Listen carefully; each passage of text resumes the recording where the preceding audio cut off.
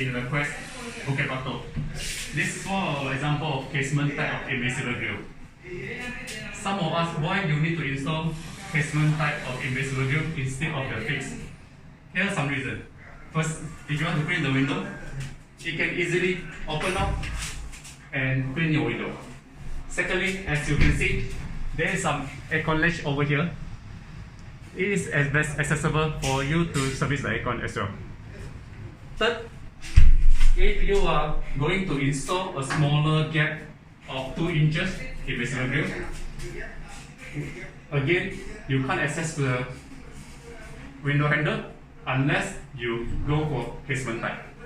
Lastly, some of the structure is not the concrete type, that you have to go for invisible casement type so that you don't need to mount your track on the wall. That's all. Thank you for watching.